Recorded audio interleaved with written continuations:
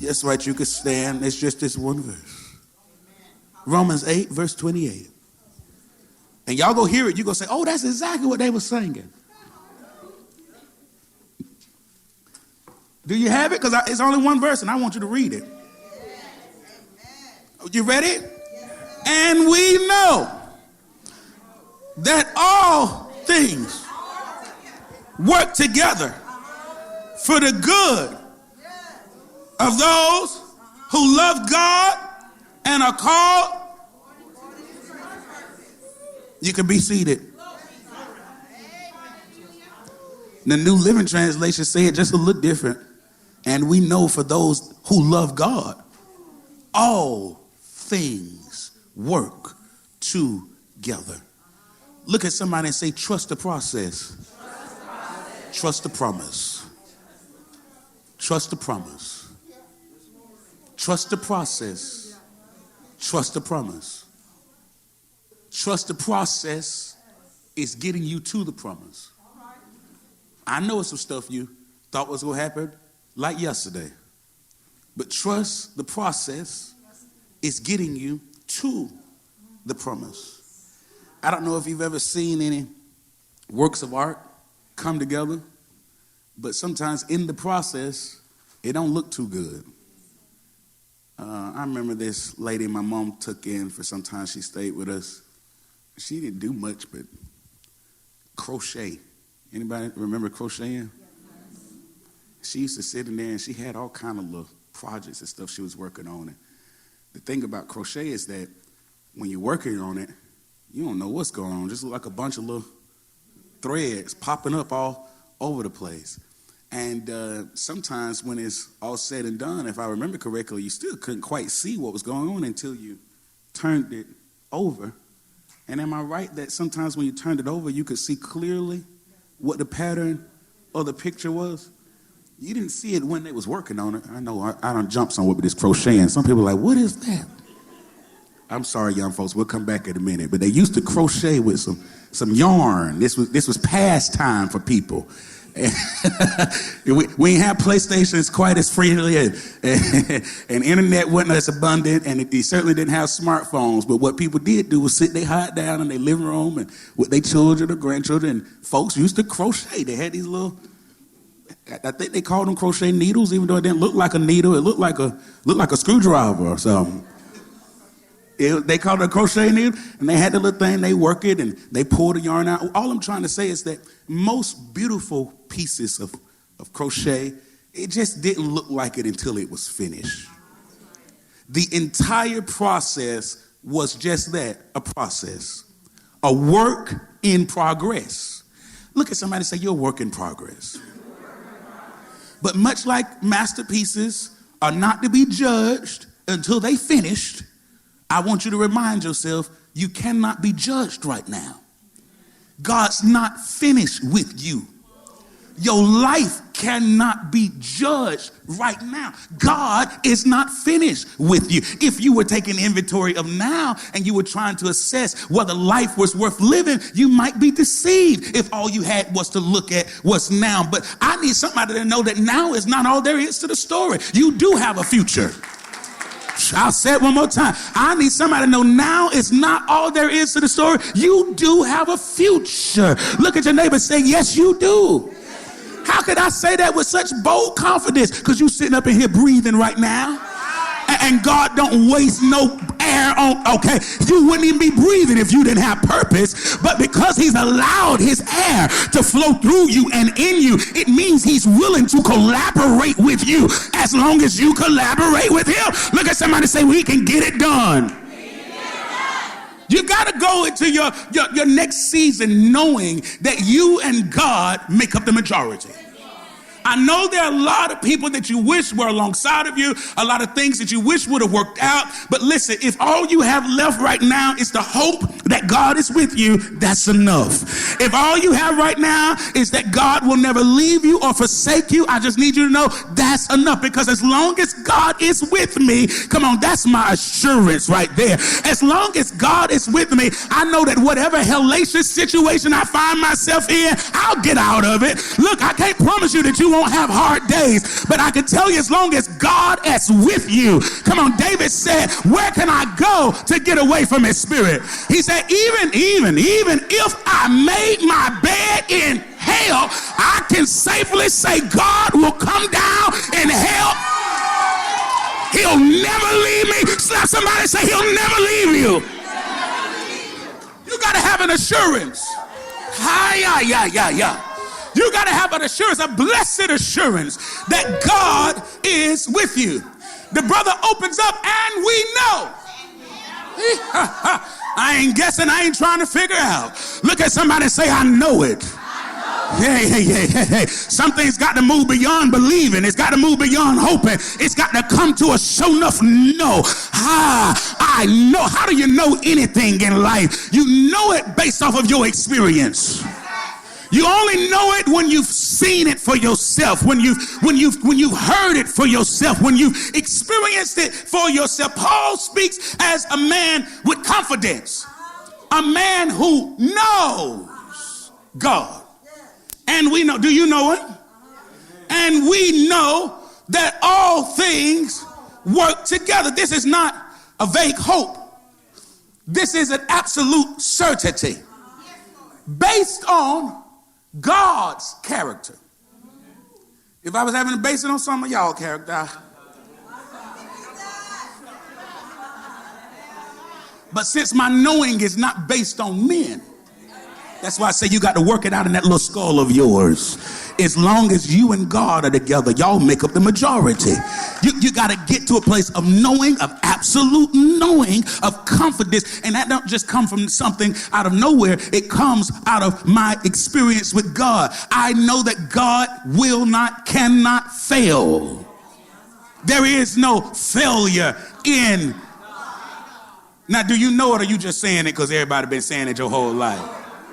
I say, because look, it's a difference when you know that you know. See, and that's what I'm trying to say. The brother had a confidence. He knew that all things. Now I need to tell somebody all does mean all. Because somebody they don't believe it mean all. They think God only using the good stuff in their life. Oh, they so embarrassed about the bad in their life, they skip over it in every story, and they hope God do too. But God's not like you and I.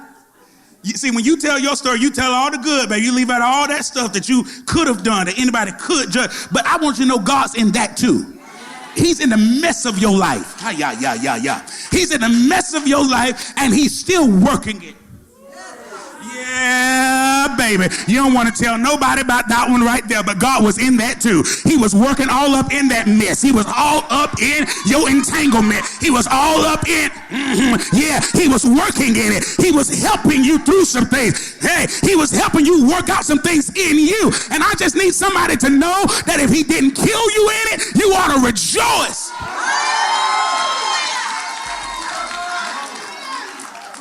A lot of the stuff we're embarrassed about, listen, you got to get over it. It was not destined to kill you. It was destined to make you. It was destined to bring some things out of you. It was destined to teach you some things about yourself, maybe teach you some things about other people, but definitely teach you some things about God.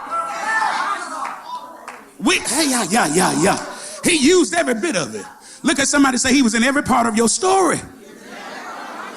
And I know there's still a lot of embarrassing parts, but I need you to know he has been involved in it. I want you to look at that second part of verse 28. For we know what? All things work together. I'll say it again. That's the good, the bad, the ugly, the right, wrong, and the indifferent. I need you to know that sometimes when you get a recipe together, anybody cooking here? Some stuff you put together in that recipe. Now, if you did it as a standalone, it wouldn't taste too well. I don't particularly enjoy that taste by itself. But if I fool around and mix it with the right something, we working with Crisco now. What was bitter by itself, when I paired it with the right spice, when I added the right sweet to it, then all of a sudden I had a recipe that made for something altogether yummy, altogether delicious. Am I talking to anybody in this house? Listen to me, listen to me. There's a lot of parts in your life right now you're not understanding because you're isolating it. But if you were God, you would see how God is taking the bitter and pairing it with the sweet. You don't see me. You hear me in this house. All things are working. Look at somebody, say, trust the process. You're going to get to the promise. It's working. It's working. Look at somebody else, say it's working. Oh. You got to believe it even when you're in pain.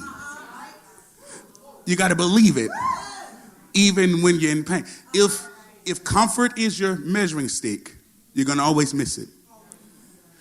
There is no growth in comfort. Some of us have been trying to be comfortable our whole life, and you've stunted your growth. Get through life, pain and all. There's a lot of growth in that pain. If you go to work out, and some of us do, and you ain't never sore,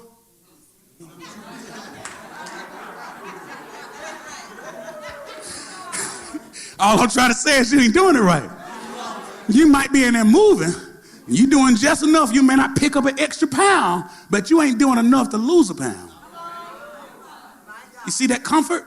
And a lot of us are just there. We want to stay on the cusp of comfort, but I hear the Lord nudging us and calling us towards this progression.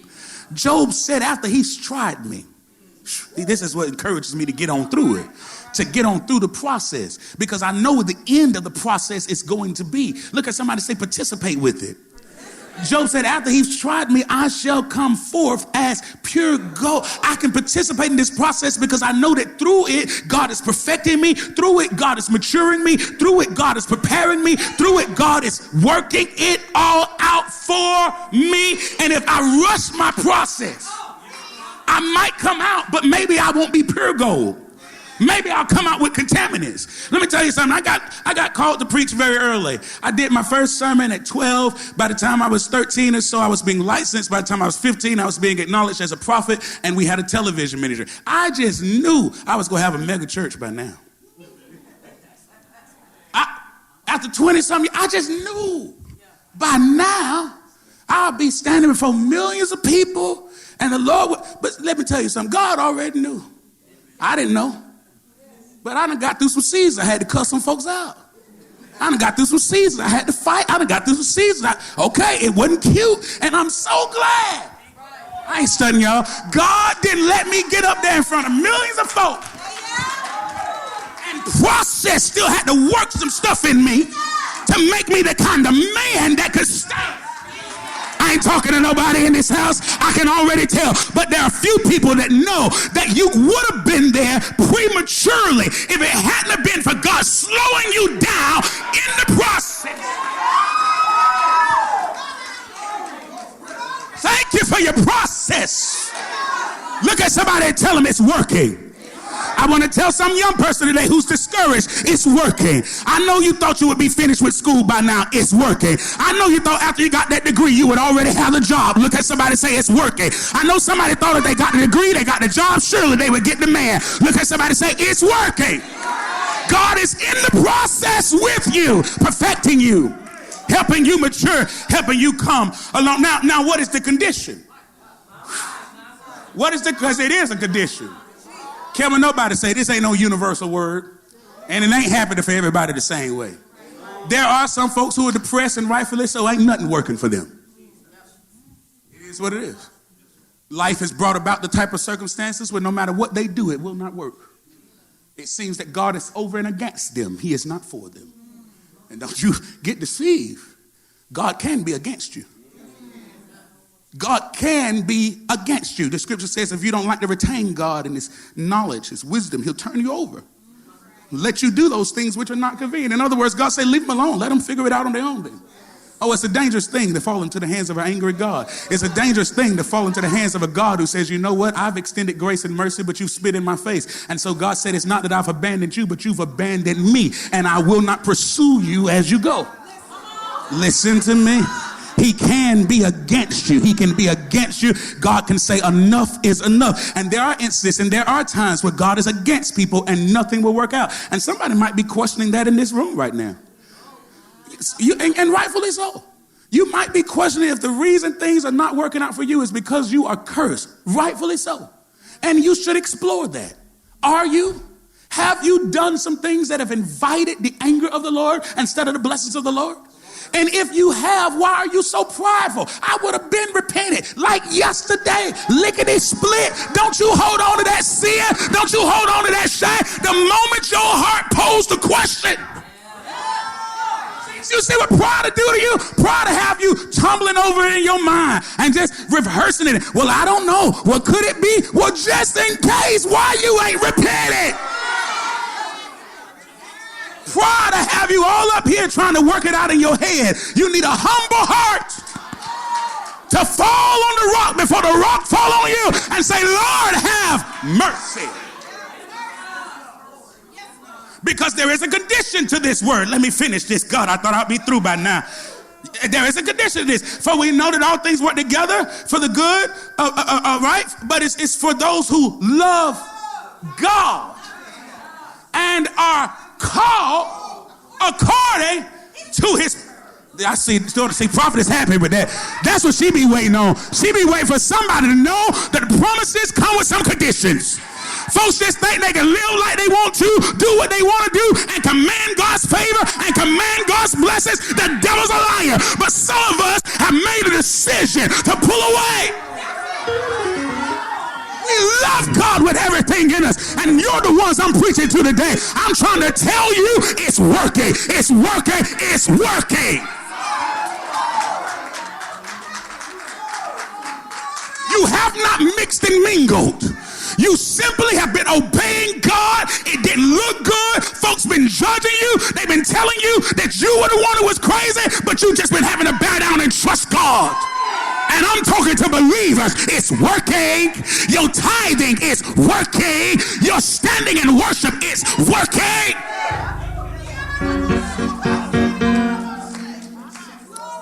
Those who are called, those who are living according to his purposes. Oh, he's encouraging you today. Folks been fasting and praying. They ain't out here living like a harlot. They're not out here pimping themselves. They gift and nothing else. They are laid out before the Lord, sacrificing. And these are the folks that seem like struggling the most. Can't pay bills, can't come up for going under. And we're thinking, Lord, what is going on? It seems like people that don't have no God, that play with the Holy Ghost, run in and out, seem like they are so abundantly blessed. Lord, what is going on? I don't have a word for those folks. I got a word for those of you who've been standing in holiness, standing for righteousness. God's talking about you. Things are getting ready to work out in your life. I know the devil was trying to make you judge the isolated moment, but I want you to take a step back and praise your God. Look at somebody and say, it's working.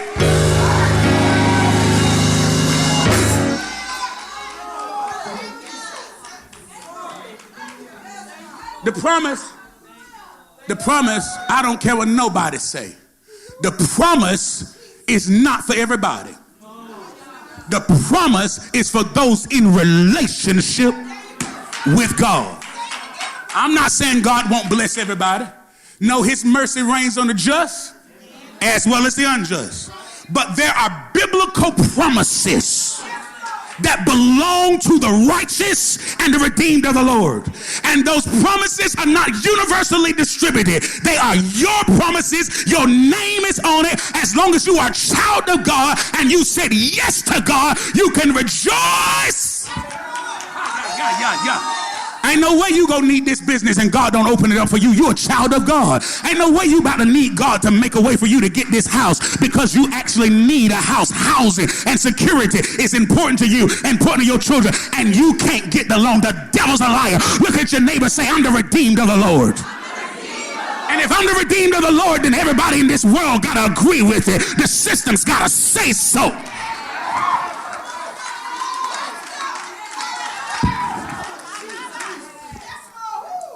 It's not a word to be exclusive. It's a word to be inclusive. Just stop excluding yourself. Get in the family of God. Get in it for real. Being called means your life has divine purpose. And God's hand is on every part of your story.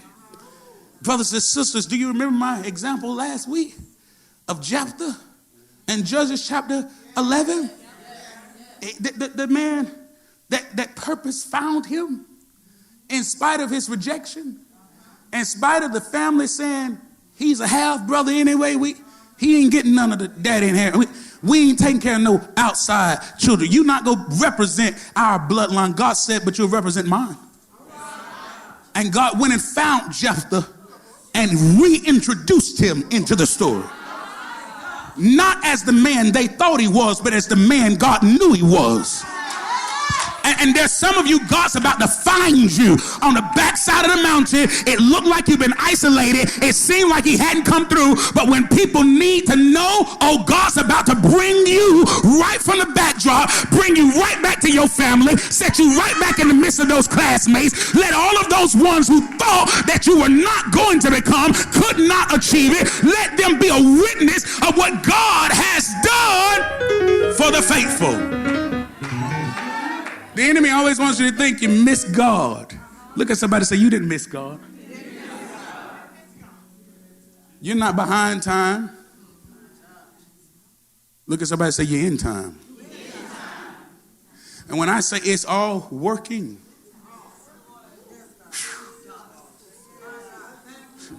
I don't know if it's felt yet, but the song said he's intentional. I don't have to worry because it's working for me. It's working for me. It's working for me. I imagine he said it every time another thought came. It's working for me. It's working for me. I don't have to worry because it's working for me. It's working for me. And his greater sense of confidence came from knowing God is in tension. I'm going to say it one more time. You are not behind time. You are.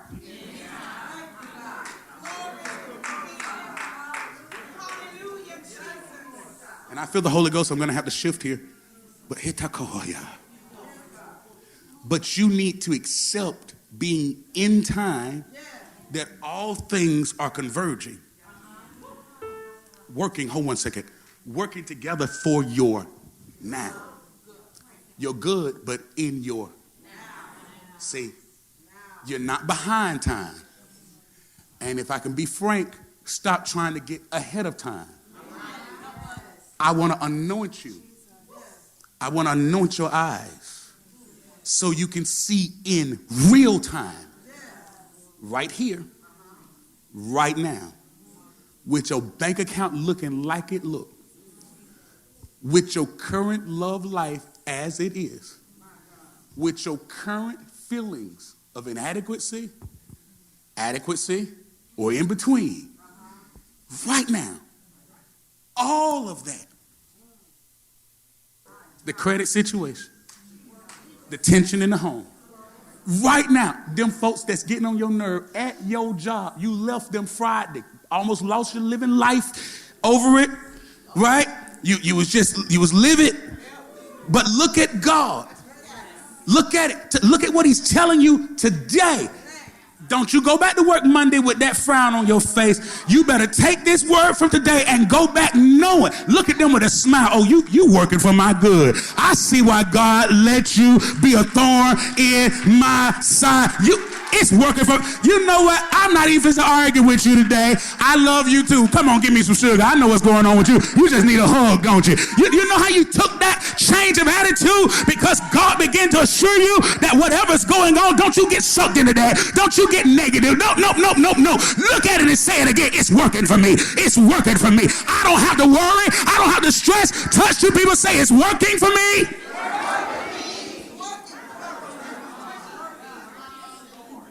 I'm finished with that word. I need to pray for a few people who have said within themselves that, well, I need to do X, Y, and Z. I need to do X, Y, and Z. I need to do X, Y, and Z. I need to pray for you so that you can recognize you may not need to do anything but collaborate with God right now. You may need to humble yourself and collaborate with God right now. I'm going to say it one more time. It's working. To some business owner, when the Lord starts talking like this, it means that you may face an opposition or an issue, something that could threaten your vision completely. And when the Lord says it's working, you may have to draw on that prophetically. The Lord told you in advance it's working. You get to the crisis next week, you may have to remember the word from last week, it's working, to even get in the right frame of mind to pull the solution for your business. So I've given you a word in advance for some of you, for where you're going. If you'll remember this word, it's going to cause some things to come to bear. As you call it, as you begin to confess it, it's working. The process has been getting you to the promise. I pray right now for the believer who's been so perplexed with the challenges that they've almost lost faith. I pray for you, brother. I pray for you, sister. You cannot lose heart right now. We speak to your spirit, man. Be encouraged in the things of God. Be encouraged in the things of God. May your soul know right well, all things are working together. All things are working together. The good, the bad, the right, wrong, the indifferent. The ugly parts and the pretty parts. It's all coming together. I command my soul, settle down, soul. The end is already seen. God has made provision. We have already prevailed. It is already done. In Jesus' mighty name. Father, I thank you for the process. I thank you for every lesson learned. I thank you for every testimony along the way. And no longer do I have anxiety and wish for the process to be over. Give me greater grace to enjoy the ride, to enjoy every detail, to enjoy every stroke of the paintbrush, to have complete confidence that when it's all said and done, I know that my life will be a perfect picture bringing you the glory. As Job said, when you've tried us, we shall come forth as pure gold. So we receive the process that leads us to our promise in Jesus' mighty name. Somebody give him praise in this house with me. Give him praise in this house with me. Give him praise in this house with me. And let's sing that together. Let's sing this together. Praise team, grab your mics again and let's just worship here. And then we'll raise the offering and we'll move forward. All things are working for my good. He's intentional. Sing it out, congregation. Never fail. All things are working. Yeah, he's intentional. Never failing. One more time. All things are. All things are working for my good. All things are working for my good.